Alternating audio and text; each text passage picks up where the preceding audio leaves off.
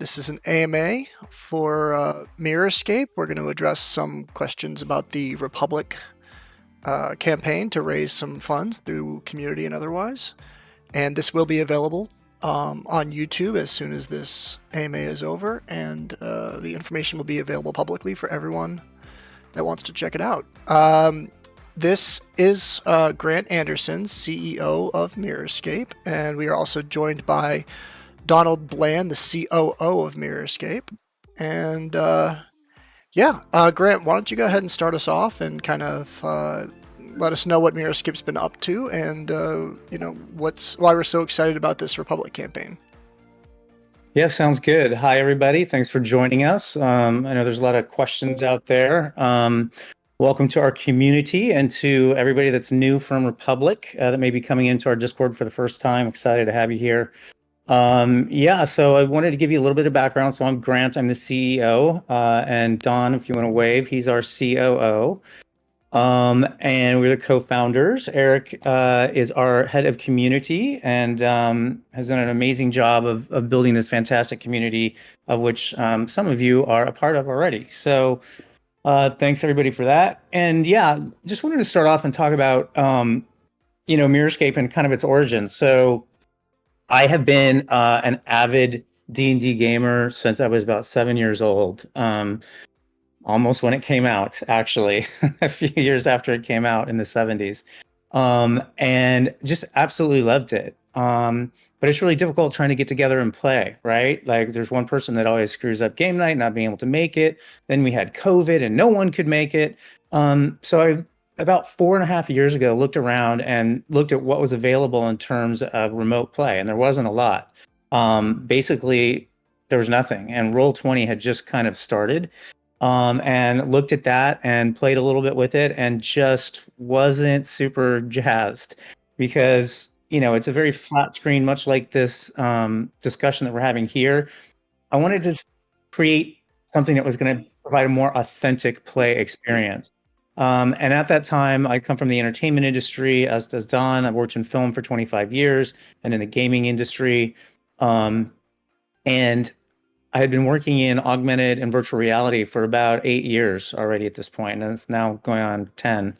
So in the back of my mind, I was working on like big location-based projects with Marvel and Dreamscape Immersive and things like that, where you go to, you put on the computer backpack and you go and you experience all these really cool things. But in the back of my head, I was like, this is the perfect marriage of technology and gameplay, using augmented reality to allow you to really get around the table, feel like you're with your friends in this, authentic 3D environment. And so I just started developing this kind of as a hobby through I used to be a software developer at Apple. So I worked on the QuickTime team and various others. They're multimedia technologies. So I kind of rolled up my engineering skills and just dove into programming this all up on Unity. And again, it was just going to be a hobby project and for fun. But it ended up becoming really super cool. Eric was one of the first people to ever see it. We were at a bar and I showed it to him, and we had a mutual friend who said, yeah, you guys like D&D, you should talk about this. Grant's working on this really cool thing. So I showed Eric, he was blown away. And it just started escalating from there. And Don and I kept in touch over many years. And we both come from Sony Pictures is where we met. And showed it to him, and he was like, this is amazing, we need to start a company. And so we did, and Mirrorscape was born about 3 years ago. So it's all about, creating a more authentic experience to be able to play these games, whether you're around the table, right, or around the world. And so we've had, some really great success so far. We, in 2022, did our first Kickstarter and did nearly $500,000 there, which was super exciting, and got the most important part of that coming out of it, of course, yeah, we'll take the money, but really it was fostering this amazing community that's been built. And like I said, Eric's done an amazing job. And Tess, who I believe is in here, is one of our fantastic moderators who've really helped build Mirrorscape into what it is now, with this fantastic community both on Discord and on our social media hub that's connected to the app. We entered from the Kickstarter, got that amazing community, and entered into closed beta with them for many, many months. And then just towards the end of last year, 2023, in August, we launched worldwide into open beta on the app stores. So we're available now on iOS and Android, and soon to be released on Steam for PC and Mac, so that you can cross-play no matter what device you're on. And then, of course, this has all been built from the ground up 4 years ago when I was developing this initially. Um, it was all for the Apple Vision Pro. I knew what they were going to be doing. I knew that they were coming out with the device. Meta Quest was just starting to come out. So, all of this, the ultimate expression of this is to be able to play these games in those environments, right? Reach out and actually grab that 3D piece as if it's sitting on your tabletop. So all of this is built from the ground up underneath to support these platforms. And so we'll be moving over into the spatial computing platform. And that's part of what this raise is for, is to really bring that all to fruition. We had a demo. We are been selected for Qualcomm Snapdragon Spaces development program. So we've been working with them to bring it to the Lenovo Think Reality glasses as a proof of concept. And although that hardware is not quite as powerful as Apple Vision Pro, it's still cemented that amazingly magical moment for us where you could actually reach out with your fingers and grab the piece and move it on the table. And that just, took many years to get there, but that's what I had always envisioned from the very beginning. So it was that really amazing, magical moment coming through. So that's kind of the history of the project. Lots of amazing things coming up, including the move to spatial computing, as well as AI tools and integration, and lots of cool content that we're going to bring to the platform. So I believe we'll be talking some more about that later. So that's kind of the gist of it. Don, you have anything you want to say? Introduce yourself.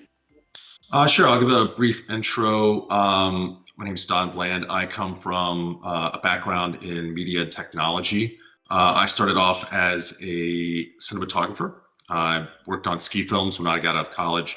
Ended up working on a lot of the hit shows on Discovery and History and A&E for a while. I have 4 Emmy nominations and 1 win. After that, I started the first 3D television network in the world called 3Net. Ran that for about 4 years. Built all of their kind of ways to capture content, store content, deliver content to the television. And then after that, I was really excited about startups.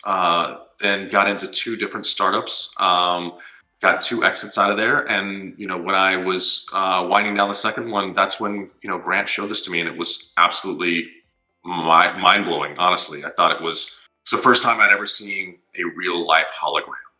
And it was stable and it was fun, and it just made my head explode with all the possibilities of how this could change the world. So, of course, I said, this is cool. This is a big idea. We should totally start a company around it. And that's what we did. Awesome. Cool. So, do you want to let's go ahead and dive into these questions about Republic, just in case they take a little bit longer to answer than we anticipate. Let's start with the very basic question. What is Republic? How does it work? Don, you want to take that one? Sure. All right. So, well, let me just go ahead and say that I am not a Republic expert, but I can tell you that Republic is a crowdfunding site that takes a lot of investors that want to invest in a company, and they put them together into a group, kind of what's called a special purpose vehicle. And that is raised on a certain valuation in what's called a safe note. And a safe note is a simple agreement for future equity. It's a standard contract across the VC world. It was instituted by Y Combinator as a need to find a very simple document to where people could put money into early stage companies without having to do, one, a lot of paperwork, hire a bunch of lawyers, try and find, all the ins and outs of contracts, right? So very simple thing. It's about 4 pages long. We are raising on Republic because our community has reached out to us several times and said, hey, we love what you're doing. Can we give you money? Can we invest in this? And this will be the very last time that we can do that, because our next round will be a price round. And with having a price round, this will not be an option anymore. So we wanted to open it up for our community, for our friends and family that never got in on it, and let everybody who ever wanted to own a piece of Mirrorscape come in. Yeah, and I would just say, this is what's great about it, is that as Don said, I've had lots of friends and family members as well come up and would love to invest, but it's very difficult, to take $5,000, $10,000, even $20,000 from a bunch of different people because the cap table has too many line items on it, right? And when we go to do our Series A or our next VC investment, that becomes problematic if there's too many people on the cap table. So this allows us to roll up all of those people under one line item in the cap table, which makes it much easier to manage and doesn't scare off future investment. All right, cool. I feel like you guys might have rolled in the next question with that. So the next question was, what made you want to raise funds through the community, for the community instead of through traditional VCs? So I think you just covered that, if I'm not mistaken. Unless there's anything you want to add, I can go to the next one. I would say that, we started off through traditional VCs. And so our pre-seed round was $2 million that were through two renowned LA VCs that we love and adore and, are coming back in for more. So we started off with VCs. This is just a round to where, people that might want to invest in Mirrorscape get the opportunity to before, our next round, which will be much higher. All right, cool. Now, the Republic campaign asks for a lot of personal information. This has kind of made some of our community members a little bit nervous. Is this normal? Is this safe? And is this like standard for this kind of investment? It's really standard. Do you want to take it? It's very standard for investing in general, right? So all of these platforms, have to have something called the KYC, which is Know Your Customer. And Know Your Customer goes much deeper on a SEC regulated investment like Republic than it does on something like a Kickstarter or something where you're buying a product online. So the SEC comes in, they look at our financials, they look at Republic, they make sure that everything is above board because we're selling a financial guarantee to people that they will own a piece of our company. And so in order for people, to be able to invest with confidence alongside of other investors, there is a certain amount of personal information that is gathered. I understand when I did it, I'm a Mirrorscape backer as well. I looked at it and I was like, this is a little, it's a lot. But at the same time, when you understand that the legitimacy they're going for, it's not that much. It's no more than you would do on a car loan or a lease for an apartment or anything like that. It's not asking you more questions than that. And to be clear, they're not running your credit or anything like that. It's not like a loan in that way. No. I believe from memory, what happened is they asked me for my social security number so they could understand and verify who I was. They asked me for my driver's license, which I had to scan so that they can then go into a database and cross-reference those two things. And then I plugged in my my bank account, and that's where the funds got drawn from. And this is all from, SEC guidelines, right? This is not us, obviously it's Republic, but, they're required by the SEC to get this information. They're trying to cut down, obviously, on money laundering, right? And stuff like that, verifying that you are actually who you say you are. So anytime there's, SEC oversight, there's going to be a lot more red tape than, say, just a Kickstarter where you are buying a product. And that was the same for us on the back end. We had to go through a whole bunch of legal hoops and, like Don said, financial audits and all the things to make sure everything's above board, which is what you want in a situation like this, obviously. Yeah, and then okay, Don. Just to add some quick color to that, we were at an event last night talking to someone who is another portfolio company of our investors, and she said they were using a competitor site. And she was much more excited about using Republic than her site because it was a little more fly-by-night. So that was good to hear that, these guys have a great reputation in the industry. They've raised over $3 billion for startups just like ours. They're probably the go-to, the gold standard. Cool. And before we go any farther, does the M make it look like I have kitty cat ears, or is that just me? It does. Quick interjection. Tess wants to know, what is a price round before we move on from this? Perfect. So, what you want to do when you are offering an investment opportunity to someone and an investor wants to look at an investment is say, how much is the company worth, right? That's the number one question. How much is the company worth?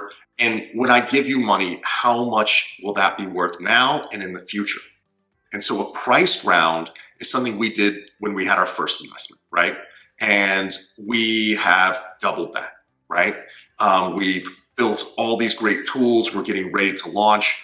And I won't get ahead of the conversation, but our next round will probably be 3 to 5x of what this one is. This round is at $12 million. That is a valuation of Mirrorscape. That's what outside companies have told us our company is worth. We have to do these valuations through outside people. They say, based on what you guys have built, based on your traction, things like that, the company is now worth $12 million. And so that is the round that we're doing right now, is a $12 million post-money safe. All right, awesome. Well, that leads right into the next question. What is the valuation of the company when I invest? For example, like how much of the company would I get for X amount of investment?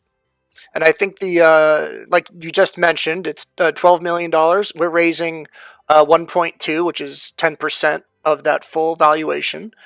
So like if, for example, just correct my math if I'm wrong, but if somebody were to contribute $12,000, that would be 0.1% of the company. If they were to invest $120,000, that would be 1% of the company. Does that math track? Am I right there? That's 100% correct. So, essentially the value of the company today is $12 million. And to, tell you about what Grant and I discuss and what the team discusses with where we want to go with the product. So there's a couple things that are going to be built into this answer, but I'll answer them all at one time. So today, Mirrorscape is worth $12 million. So we are next going to have a Series A. That Series A will be somewhere between $35 and $50 million valuation. So let's take that 1%, Eric, that you talked about, right? That $120,000 investment. That $120,000 investment is worth 1% of the company today, right? At a Series A at 50 million, it will be worth 400,000, right? You'll take on a small amount of dilution, and what I think most people are trying to get at is, what does that actually mean? That means that when your Republic safe note, remember it's a simple agreement for future equity, when that next event happens, which for us will be a Series A in the next 24 months, that will then, you will have Series A preferred stock along with our Series A investor, and you will get the same investment quality that a Sequoia or a General Catalyst or whoever else comes in will have. So that's what a safe, that's the power of a safe. All right, cool. I think that's kind of towards the next one. We keep rolling right into these, which is great for me. The Republic information references trigger events before our safe activities to actual equity shareholding, which, for example, in an IPO at a discounted rate compared to the actual public offering to start price. Do we actually have any planned trigger events, as it seems very broad? An IPO would actually require audited quarterly financials and a lot of SEC administration costs. And the other trigger event mentioned is liquidation, in which case Mirrorscape has no physical assets to repay. What trigger event do the founders have in mind in the future that actually converts the reservation to equity shareholding? That was a long sentence. This is why you shouldn't copy paste questions. This is why you should really go over them first. It looked okay when I read it in my head, but that was a lot. But I think you get the general gist here. When does the money come through? When is this liquid? When can people actually take advantage of this opportunity? No one has a crystal ball, right? So I'll just say that our plans are to, in the next 24, use this investment to start bringing on content, a lot of the things that Grant has talked about or can talk about on this AMA. Take that and bring us to a full product launch, right? And then from there, we will raise a Series A. We're talking to several companies that are much larger than us that we think about in the future as being something that might want to acquire Mirrorscape. And those acquisitions come in a multiple, just like an IPO. We haven't had any plans to IPO yet because it's too early. IPOs usually happen after 5 years, 10 years, 15 years. So we're not even thinking about that right now. What we're thinking about is delivering the most value to our investors and the most value to our customers. And as long as we're staying true to that, the company will keep growing in value, and people's investments will keep getting larger and larger. Anything to add to that, Grant? No, that's it in a nutshell. All right. Under the business projected model, I don't disagree. I'm reading a question. I don't disagree that the augmented reality space will be a high profile and growing segment. But what is the actual revenue stream focus for Mirrorscape? At the moment, I see the community creating some fantastic maps, but many of them are encouraged to use the free tiles so that they're easier for other people to get a hold of, which means more and more DMs that join might run their games just using the free model. So what do you anticipate is the future and current revenue source for Mirrorscape? Yeah, there's lots of things there. So the initial revenue stream is in-app purchases, right? So the whole idea is to do what Apple did for music, basically, right? Where they busted up the album, you could just get the song that you wanted, right? We're doing the same thing for you. Go into the game store, you've got this big pack of minis. It's $80 for like 7 minis, crazy for little pieces of plastic. We're busting that up, and you can get it for like $1.99, $2.99, whatever, depending on the piece, right? So by doing that, that allows people to a la carte build up, buy just the things that they need. Opening up maps lets you purchase the assets that are in those maps. And yeah, we're encouraging our community to create a balance, right? Obviously, you can create really cool tricked out maps with all these, different unique pieces. And if you go to our hub.mirrorscape.com, you can see in the map section all the maps that our fine community is building. And it tells you how many assets are in each one and how many uniques are in each one.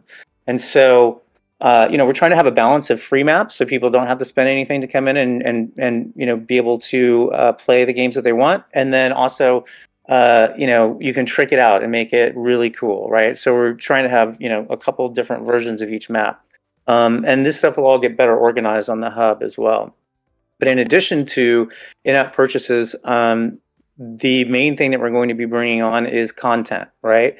So we have a really great visualization tool, and that's part of why we're looking for this fundraise, not only the spatial computing angle, but also to bring on the content that we now have licenses for. So we've been working with Paizo to bring on Pathfinder stuff. We're looking to bring on a bunch of 5e content with Cobalt Press for D&D.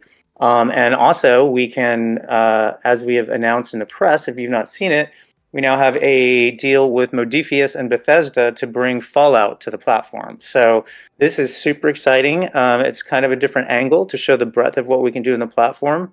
So we will be bringing Fallout Factions, which is going to be released in physical form by Modiphius this month, to our platform in the digital space. This is a tabletop war game set in the Fallout universe, which also, by the way, has a TV show coming out on Amazon April 12th. So that's going to be super exciting. But it's just a really cool game, and it's a little bit different from our platform where we can. It's one-on-one skirmishes. So it's player versus player. So you and one other player come in, and they will last anywhere from 30 minutes to an hour. So it's a much quicker game that you can pick up. You build maps together as part of it in the beginning. And of course, our community will be making all kinds of great maps that you can just grab and immediately start to play. So all of the content coming on and bringing that stuff on in a way that's easily accessible and digestible. So that you not only have the great visualization tool that we have, but you also have the content. And then also we are working on AI initiatives where some really cool stuff that we're doing that can help you run your game much quicker. We don't want to replace the game master or the dungeon master or any of that with AI. We think that is both premature and also not what our target audience wants, right? Like, this is a game about humans playing together. And Mirrorscape is a platform that enables that, again, whether you're around the table or around the world. So we don't want to replace the DM, but we can make it a heck of a lot easier for DMs and GMs to be able to run their games using some really cool AI tools, in addition to other unique areas that we're going to be leveraging it in. We can't talk too much about it right here, but that's definitely an area of R&D that we're working on. Awesome. Oh, one other thing sure. too is streaming. So We currently obviously have a many-to-many relationship, right? Where you launch a game and then you can bring your players in and you can all play together, right? But we also have the opportunity for one-to-many. So a Critical Role or any of these amazing people who are streaming out there. You can imagine that people are watching this stuff, and in the corner they have the little battle map that you always see, which is just a little top-down, tiny little thing you can never tell what's going on of the battle map. Well, imagine now that it's a Mirrorscape QR code, and you scan that with your phone or your tablet or your AR device, and it drops down on your table, and you can actually watch them playing on your own tabletop, and all their moves happening in real time as if you were sitting there with them. So that's a huge opportunity for what we call OTT in the entertainment business, or over the top, which is a second screen experience, right? You can be watching Twitch, you can be watching Critical Role, you can be watching Discord or any of these people streaming on that, and you have this second experience, and that we can monetize within potential advertising streams, pay to play, various things like that. Awesome, fully fleshed out. Now, is there any kind of profit sharing model for investors that enter at this round? Profit sharing, go take it, Don. Go ahead. We are in the business of growing our company both in value and in market share.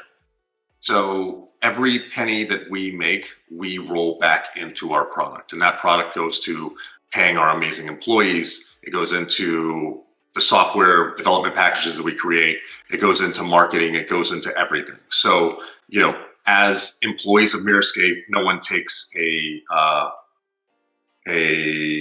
dividend or anything like that. We put all of our profits back into the company to build it up to increase the value, so that one day we will have an exit event. Yeah, and I would just add that most startups do that. Obviously, like, you don't see a lot of startups. Obviously, we're not public yet, right? Like, the idea is to have a lovely IPO years down the road and make everybody fabulously wealthy, and then you can start to see dividends and things like that come in. But even for small companies, on public exchanges, a lot of them don't give dividends, right? I've got a bunch of companies in my portfolio, and it's like the big guys who do that. So it'll be a while before we get there. At this stage, all the money's got to go back in the company. I agree, and we're also getting a bunch of equipment that we use to scan the miniatures and the terrain pieces. Partnering up with some amazing other partners. There's always some kind of deals involved with that. So a lot of the money that comes in is going towards our growth, which it's better to invest that towards another more successful future, I think, than it is to hand it out a couple bucks at a time. Yeah, well, as we say, in the entertainment industry, again, we want to have all the money show up on the screen, as we say in the film business, right? Same thing in the game business. Want to spend that money to make a more amazing product for everybody. Agree. Is this for the United States only, or can other territories also invest using Republic? Okay, yeah, you actually have the list, right, of the territories that is exclusive. I do. You're going to make me try to pronounce all of these, huh? Thank you. Here's what I would say, is just as a blanket statement, is we don't set the rules for who can invest in Republic. Republic and the SEC do. So, as far as we're concerned, the vast majority of all places on the planet can invest. There are a couple outliers that might have political structures or some sort of other hiccup with the SEC, with the United States government, and I think those are very minor. But for the vast majority of people, I read the list. It didn't seem like a big non-starter for me. Let me. I get the list right here. I can do this real quick. Afghanistan, Belarus, Congo, China, Cuba, Iran, North Korea, Myanmar, Russian Federation, Sudan, Syria, Ukraine, and Ontario, Canada. Cannot invest in Mirrorscape. I don't know what the deal is with Ontario, Canada, but yeah, pretty much everywhere other than the ones that he listed. Yeah. And then, why don't I get proportionally more Arcoin for my higher investments? That's a great question. Yeah, so you're getting that a lot. When we outline this, what you're really buying into is you're buying into the company, right? So the perks section on the side are just small little things that we're giving out in addition to that. And so it's all about really buying into the company. And we're also, with a lot of the assets that we have are licensed from other developers. So we had to balance that in proportion with what that would be in terms of what we actually have to give back to those companies. So it's really with regard to that. The other thing I'll say is, we had a very successful Kickstarter, in 2022, and we're looking to do more of those coming up in the future as well, for some of this stuff. So that's really a great opportunity to grab more actual physical asset deals and that kind of stuff. If you're interested in that. All right, cool. We actually only have one more question. A lot of the questions that were on the list have been rolled into the answers for other ones. So we'll do this one last financial question, and maybe we'll do some fun talk about the platform and games and assets and all the good stuff that we can actually enjoy talking about. Well, I mean, I'm sure this is fun for you guys, but not exactly my cup of tea. But here we go. How do new devices like the Meta Quest 3 and Apple Vision Pro affect the future of Mirrorscape? Now, I know that you, Grant, you kind of touched on this. You can't help yourself because you're so excited to talk about this, because I know, when we met, you told me years and years and years ago, Apple's working on this device that's going to change everything. And I want to be there at the beginning. And, you were really excited about it. You weren't sure exactly when it was happening, but you knew it was coming. The Apple Vision Pro was announced a little while ago, and, we've been talking about it since launch, that this is going to be the ultimate Mirrorscape experience. From putting it on your table to experiencing your favorite streamer in both like augmented reality and the platform you're used to life scale. I feel like this device, what you've told me, you've hyped me up about it too, is that this device really will change the experience for everyone. Because it's been great to like show people how it works holding up the iPad, but like, it's not a practical application, but these new devices, there are practical applications too. So I don't know if you wanted to kind of talk about that a little bit more. Maybe talk about how like life scale is going to be, how cool life scale is going to be, and what we've already built, and then maybe talk about some of the technical advancements, like the occlusion that we had on before in the early beta. We could actually place physical things in front of and behind the digital things. I think that's going to be a really big part of how we build this out as well. So go ahead and kind of explain to us why it's going to be super exciting when this is up and running on the and the progress so far. Tell us where we're at. Yeah. So we touched on some of this stuff, but again, like when I first started this just by myself and creating a prototype and seeing what was possible, it was because of the Apple Vision Pro. So I worked at Apple previously, and they were recruiting me to come back to work on it. And it didn't work out for a variety of reasons, but I knew that they were serious and this was an actual thing that was coming out. The rumor mill was rampant for years, decades really, about this device coming out. But I knew it was going to be a reality. So I did want to be there day one. And so that's what I'm saying. We got to do this now so we can be there when it's ready to come out. And of course, I had, again, worked at many startups, a company called Jaunt, which, were the leaders in cinematic VR, created a studio there to create content in virtual reality, had been working with the DK1 Oculus headset from the very beginning before Facebook even owned it, or Meta, I should say. So, working in all these, knowing that this was coming and what was possible. So yeah, it's all developed underneath using the foundational technologies. We're using the Unity game engine. It's using AR Foundation. It's using all these different pieces that allow us to translate into the spatial computing environment. But what we knew is at that time, and even still at this time, not everybody's going to have one of those devices, right? We've got some Vision Pros now. They're amazing. If you haven't tried it out, I would definitely, you can set up an appointment at the Apple Store and go see it. It's the fully realized vision of what augmented reality can be, right? So it's got all the hardware in there. It's got an M2 processor. It's got a Reality 1 processor in there. It's got 15 cameras. You can almost perfect hand tracking. You can do what's called indirect and direct gestures, where you're just sitting on a couch and clicking your fingers while looking at things and being able to move it. And I should say that our app, all apps on the App Store, that are iPad apps, are automatically available inside of the Vision Pro. So if anyone out there has a Vision Pro, you can actually see it in there. We're going to turn it off soon because it's not the full experience and doesn't fully work. But it's amazing to me how well it did work with no development at all. So you can actually, it's a flat screen, just like you've taken your iPad and put it in space. but I can look at the pieces on the table and just with my fingers on my lap, click my finger and drag pieces on the table, and it works. So even that's cool. Obviously, what we're going for is full, augmented reality. So it projects on your table just like it does on the phone, but you have stereo vision with these headsets, and so you actually see them in 3D, and you can reach out and you can grab them and you can move them. So, like I said, that was just the magic aha moment when you see that. It blows your mind and you can see what's possible. So, it's always built with that in mind.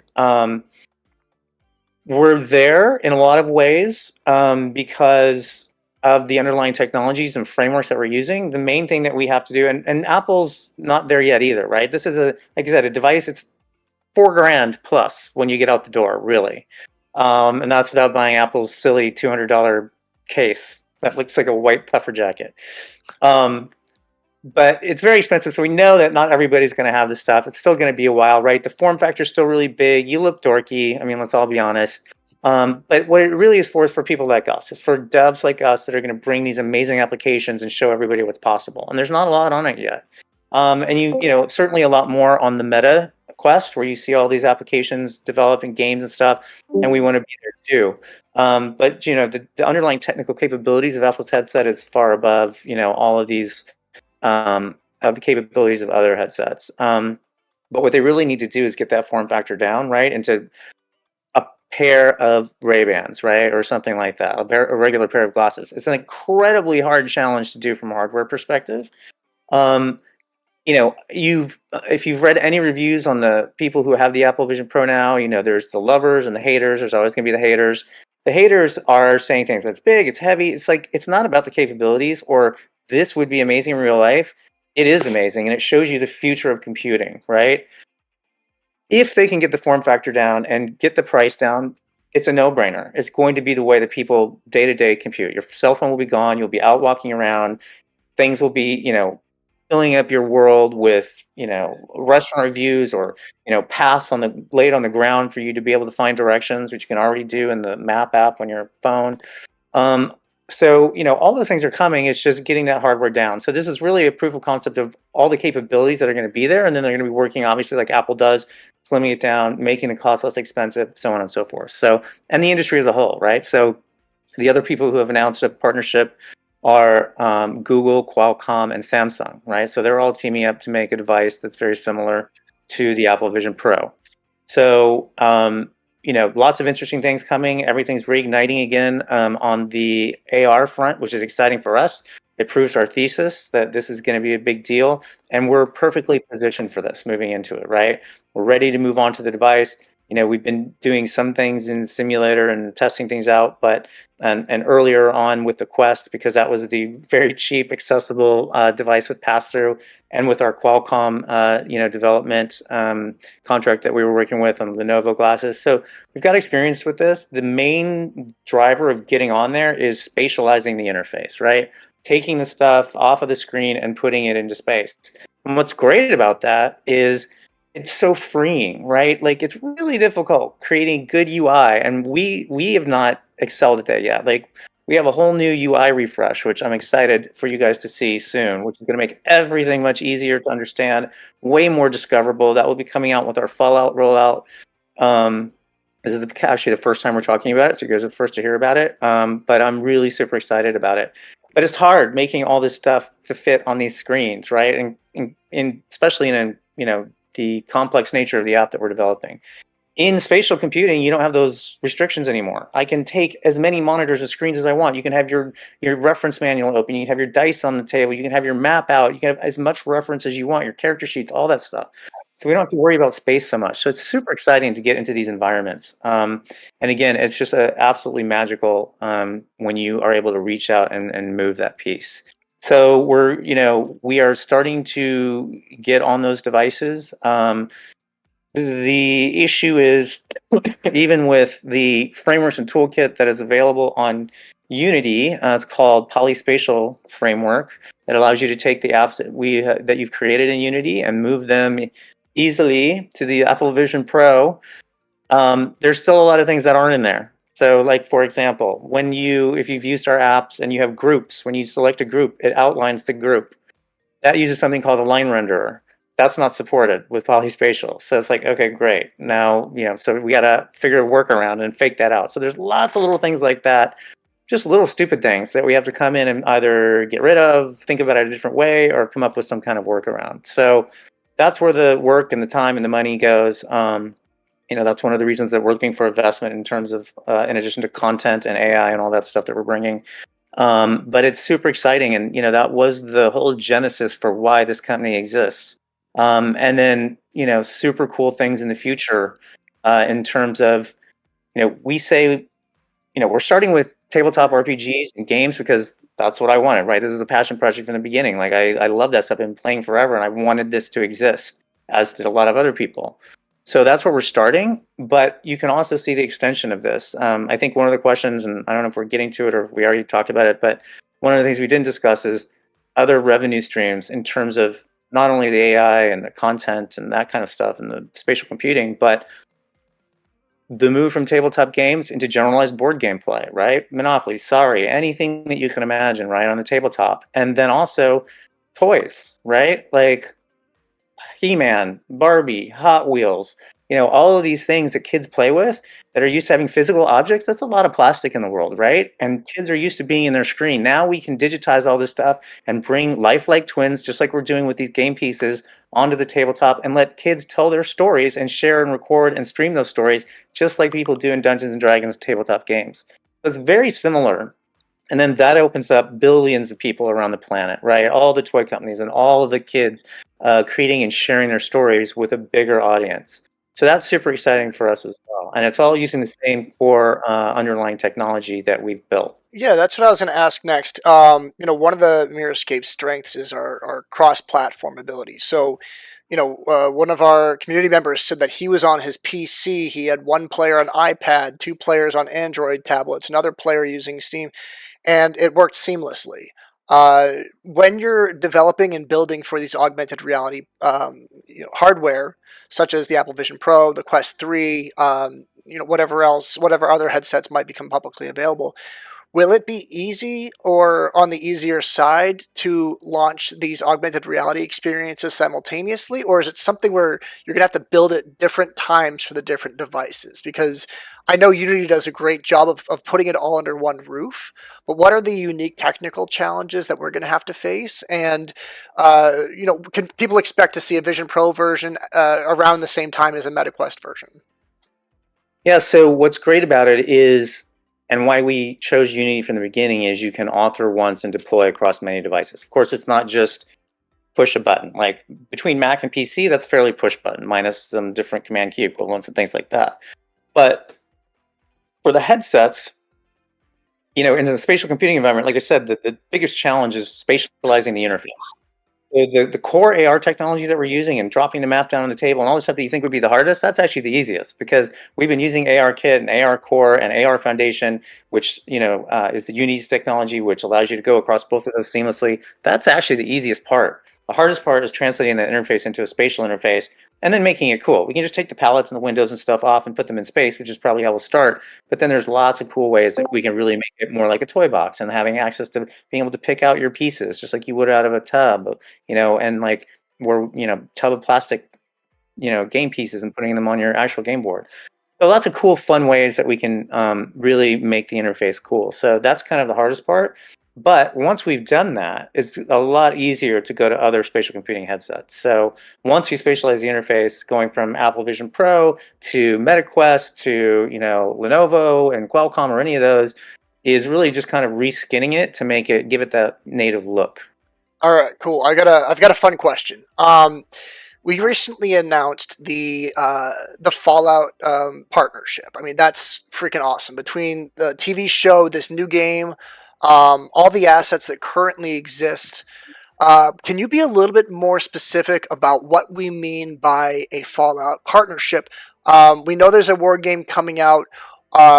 We are going to do our best to make a digital version of that war game so people can sit down and find their friends. But what about the Fallout assets? All these cool assets. Are people going to have the opportunity to get those in Mirrorscape and build with them like every other set? Or is this going to be something that you can only use within the Fallout universe in their board game? Yeah, no, Yeah, so we'll be making some of those available ahead of the full release. We're in development on the actual, tools, and again, this is all using the underlying technology that we have, for D&D and for Pathfinder, for any of the games that people are playing on our platform right now. But what we want to do is, we're a great visualization platform, and what we need to do now is bring on the accessibility of the content, being able to access the content and have hot linked compendium of your, the game that you're playing, to have your character sheet available, and to make ease of play a thing, right? Where you can do simple. Oops, somebody's calling me. Sorry about that.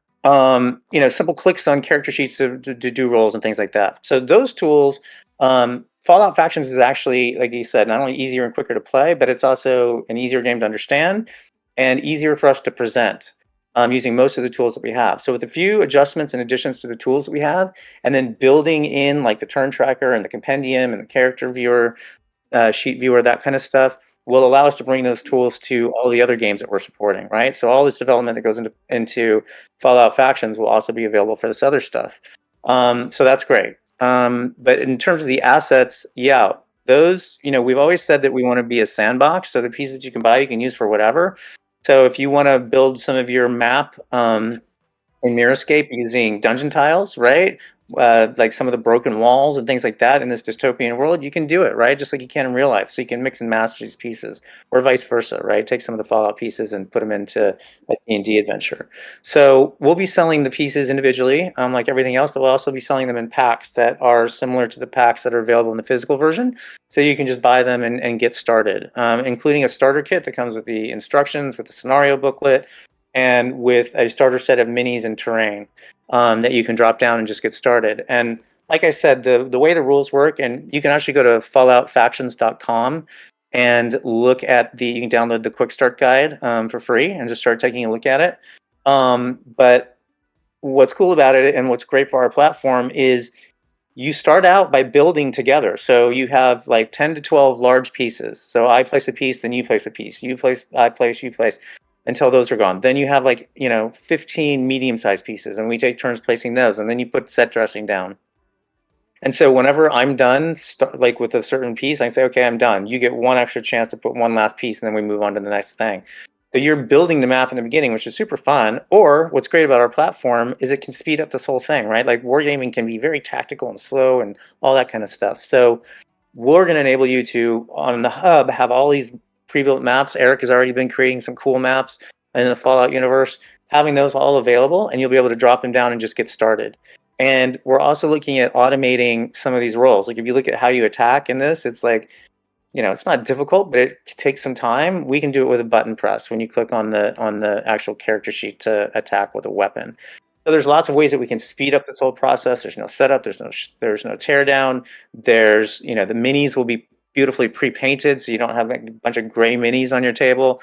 And of course, you can reuse a piece as much as you want. So you can make massive army battles if you want to do that. All right, cool. Yeah, and then awesome. Sorry to interrupt you. Yeah. You mentioned the hub. The hub's been getting some awesome upgrades. Our great developer, William or Bill, whichever one he wants to go by, has been putting a lot of great work in there. It's been improving every day. We're using it more and more often. It's more directly integrated with Mirrorscape. Would you like to talk about like the hub and the evolution of it a little bit, and kind of where it's going and what purpose it'll serve? Because I do know that it's going to be a more tightly integrated part of the experience as we grow. I think, Eric, why don't you start us off on that? Didn't you develop the first version of this? I did develop the first version of this. No, the origin of the hub was, Grant, Don, and I had talked about how to kind of integrate the experience and what we would want from something that would help people find games, meet each other, share their maps and whatnot. And instead of writing it down and trying to present it properly, I just looked up how to build a social network and patched it together using some easy online WordPress tools, and kind of like that was the birth of the hub. But since then, it's really taken on a whole new life for map managing, for organizing with friends, for creating groups, for, our most popular group in the hub was created by one of our Discord members, Mythily. And what he does is any maps that were made using only free pieces are shared in that group, so people can easily and quickly find, if they haven't purchased any pieces themselves yet, easily find dozens of maps that only use the free pieces. So people are getting really creative with how to utilize the hub, and I know that we do have some plans in the future with automation integration and with character sheet integration and with miniature integration and all that kind of stuff. And you want to talk a little bit about how it's going to tie in with the app itself? Yeah. So everything that Eric said is true. Like, we really want to start. So it's kind of a separate thing right now. We're about to release some new app revisions next week that actually integrate it into the app itself, so you don't have to jump between browsers. So you can actually tap the Mirrorscape icon on the toolbar, and it'll actually pull up a browser, and you can browse for maps, and then tap Load in Mirrorscape, and it will close and drop it right on your tabletop. So that's super exciting to enhance that integration. And then going forward, the whole idea is to integrate more and more as we go in the future. So you can imagine that when you create a game session, and this will be coming with our Fallout, like right now you're just inviting people ad hoc. We're going to create the concept of a game session that are saved, and you can invite people and then just relaunch everything with a click. That will also be created in the back end on the hub, so it'll mirror it, and you can provide more information with all kinds of how much combat there is and this and that, all the stuff that's on the hub right now, and flesh all that information out if you want, and invite people. And then your feed in those game sessions will be from your journal. So as you're going through the journal and dice rolls are being made and you guys are chatting back and forth and there's handouts and things like that, all of that will feed into your feed for that game session on the hub, so that you and all your friends can go back years later and look at all the stuff that happened during your game. So it's a really exciting way to start integrating these things together. In addition to one of the best things is being able to post games up and then recruit for them. So if you got a game you want to play and nobody to play with, or looking for a game, you can come on and you can find a game on the platform that's scheduled and sign up for it, and then you'll get notified and everything will drop down on the table when it's ready to go. So all those kinds of integrations are going to be more and more of that as we go on into the future, which is really exciting because there's nothing really out there like that. There's leaderboards and people finding, game finding, web tools and things like that, but nothing that integrates deeply into the platform. So I think we can be very successful there. Awesome. Tess is wondering, oh geez, of course, now that we have 8 minutes left, all the questions are rolling in because you guys are awesome. If there's any other questions, to see a few other people out there, either toss them in the chat or we can open it up at the end here and you can voice your question. Yeah, I'm just reading the chats right now. Tess wants to know a couple things.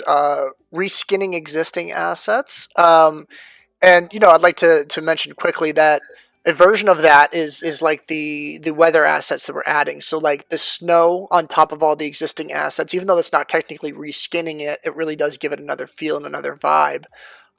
What's our current status on giving the customer the ability to reskin things or make it more their flavor? Yeah, that's actually, ironically, if the old Mirrorscapers will remember, part of the original prototype that I designed, which was being able to have multiple paint jobs for terrain, right? So you can have, like with Dwarven Forge stuff, you can have the Underdark, you can have the Hellscape version, you can have just the plain cave version, stuff like that, and then different mini, different mini paint jobs. So, a huge part of the hobby, and when I was a kid and I sucked at it, was painting the miniatures, right? Little tiny miniatures. So we can do some really cool things in AR to allow you to paint those. And then, one of the things that we want to do is allow you to sell these paint jobs on our marketplace and, take the vast majority of that stuff and we'll just take a cut of it. And so, super exciting. So we definitely want to bring that back. That's definitely on the radar to give you multiple paint jobs for, terrain, minis, things like that. And then eventually allow users to create and sell that stuff as well on our platform. Awesome. Carton Box just asked something that's kind of related here. You spoke of War Game with the Fallout game that's coming. Is there going to be a way to paint your own army? You kind of touched on that. Because if the Mirrorscape version of the Vault Dweller Squad is Vault 101, the classic Vault Tech blue with gold trim, for example, and you have a mirror match, how would either player be able to tell their units from each other? So, like, if there's two people using the same factions, squads, and they're fighting, how will we know? Are there different colors that will be automatically available? Will people be able to click on a color that they want to use and it just gives a general paint job? What'll be the way for people in the Fallout game specifically to differentiate their army? Yeah, no, that's a very good point. We're still evaluating that and what the best way to do that is. There'll be different packs and paint jobs available, so that you can differentiate that. Also, there's some cool things that we're going to be doing with how do you say it, in-game graphics, as well as the character sheet and locator. So when you click on a mini, it brings up who it is and what weapons are, so you can tell all that stuff. There's a variety of different ways that we'll be accommodating that, but definitely there'll be different paint schemes. How we provide those is the only question. So we're working on that. Yeah, and there are some very cool teams out there right now working on custom minis and different ways to paint those, along with the great job Hero Forge already does. So yeah, we are definitely tuned in with those options and expect to have an exciting future in regards to that. Probably the last question, XYZ rotation, is that on the radar? Tess wants to know to modify building a little bit more. Yes. Yeah, we have a whole bunch of things on the list to make building easier, and also more interesting to let you do that kind of stuff. It's not terribly difficult. We just had a lot of other things higher on the priority list based on both on feedback and what we need to get done. We've been doing a lot of under the hood stuff, which hasn't been super visible, to set ourselves up for success moving forward, with really kind of restructuring the code base, getting some new developers on board, working on performance, fixing bugs, integrating stuff. So we're almost there, and these new releases next week will be on that new code base. Not new code base, but trimmed up, better performing code base. And so from there, we're going to really start accelerating feature development. So these features will start rolling into the things that we need for Fallout. And this is definitely on the list, and including, it's kind of along the line with nudge tools, right? People have been asking for nudge tools, either on the desktop version with cursor keys to be able to nudge things into place when you're building, things like that. So lots of exciting stuff coming up. Awesome. All right, I think that's going to be all the time that we have. I just want to say that anyone who's listening, please tell your friends, your family, let them know there's an opportunity here to get involved and invest in a project, in a company that you've had a lot of fun with, that is always here for you. We try our very best. We put customer service at the very top of our priority list, and we're always available. And yeah, please tell as many people as you can that you think might be interested in this space that this opportunity is here, because the better we do with this raise, the faster we can get some of this exciting stuff out, and the faster we can really get rolling in the right direction. And that's all I have to say. Grant, do you have a final pitch you want to give everybody? Say, lots of amazing things coming up. Super excited about the space. I just, I love seeing what our community builds with this. I always knew I couldn't wait to get it in their hands to see what they would build with, and just seeing the stuff that shows up on the hub, the unique and innovative ways that people are building these massive layouts and things I never would have imagined. I mean, I always knew that would happen, but not even to this degree. So thank you so much to our community, to our amazing mods. We love you guys and gals. And look forward to having more people in the Mirrorscape family. So definitely, forward this out to your friends and family and other people who like to invest. And we'd love to welcome you to our amazing community. Awesome, thank you. And Don, any parting words of wisdom for the people watching? No, I just want to, mirror what you guys said and just say that, we are constantly inspired by the people who are building on our platform and using our platform, and we're trying to make it the best we can, trying to make the best product in the industry at the moment. And, I think we're moving in that direction, and, love to see what comes in the future. Yeah, and I would just add one other thing. I just looked, and we are closing in on $200,000 on Republic. So we got a bunch of new investments. We're about to hit 175. We just got a bunch of new investments today. So yeah, we're off to the races. Let's keep it going. Yeah, and a lot of that is, I think, people going through the process that we mentioned was complicated at the beginning, and really just finally getting there. So yeah, thank you guys so much for what you've done so far. Thank you, Grant and Don, for your time and for answering some questions.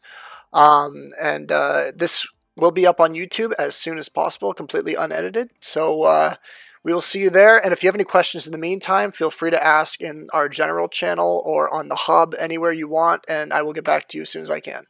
Thank you so much, guys. Awesome. Thank you, Don. Thank you, Ready. Grant.